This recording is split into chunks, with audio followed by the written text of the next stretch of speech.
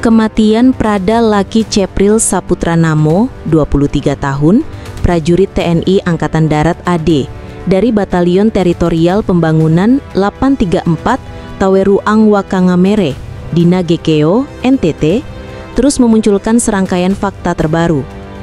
Diketahui Prada Laki diduga tewas akibat dianiaya seniornya pada Rabu 6/8/2025. Berikut kronologi dan perkembangan temuan penyelidikan yang telah terungkap sampai saat ini. Kepala Dinas Penerangan Angkatan Darat Kadispenat Brigjen TNI Wahyu Yudayana mengungkap motif dibalik dugaan kekerasan yang menewaskan Prada Laki. Dia menyebutkan peristiwa itu berawal dari kegiatan pembinaan prajurit. Motif saya sudah sampaikan semuanya atas dasar pembinaan. Jadi pada kesempatan ini, saya menyampaikan bahwa kegiatan ini terjadi semuanya pada dasarnya pelaksanaan pembinaan kepada prajurit, kata Wahyu di Markas Besar TNI AD, Jakarta, Senin 11 Agustus 2025. Namun, disayangkan proses pembinaan tersebut memakan korban jiwa, yaitu Prada Laki.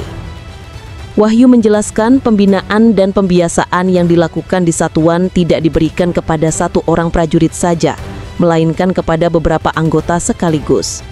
Oleh karena itu, setiap individu memiliki respon dan ketahanan fisik yang berbeda-beda. Sekali lagi, manakala kecelakaan terjadi menimpa pada satu orang prajurit, salah seorang prajurit, itu tentu dihadapkan pada kondisi kesehatan, kondisi fisik, ujar Wahyu. Maupun pada saat korban ini bagaimana perlakuannya, pada saat prajurit yang lain bagaimana perlakuannya, sehingga korban ini bisa tidak survive dan walsat, imbuh dia. Tim penyidik dari Pomdam 9 Udayana menetapkan 20 personel TNI sebagai tersangka. Penetapan dilakukan setelah pemeriksaan terhadap saksi dan terduga pelaku. Total sekarang ada 20 orang personel prajurit yang ditetapkan sebagai tersangka. Untuk yang 4 orang ditetapkan sebagai tersangka awal, itu sudah dipindahkan penahanannya di Denpom Kupang, kata Wahyu. 4 orang tersangka dilakukan penahanan di Subdenpom 9-1-ND sebagai berikut. Pratu AA, Pratu EDA, Pratu PNBS, Pratu ARR, ujar dia. Sementara penahanan untuk 16 orang tersangka lainnya akan menyusul karena baru selesai diperiksa di Subdenpom 9-1-.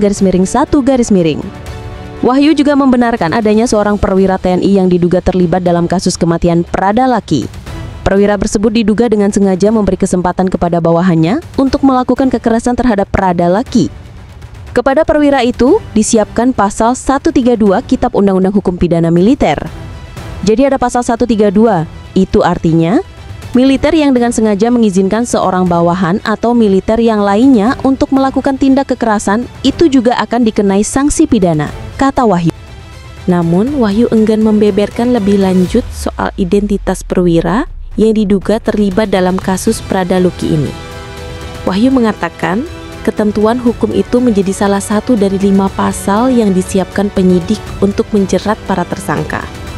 Penerapan pasal tersebut akan ditentukan setelah pemeriksaan lanjutan terhadap para tersangka selesai.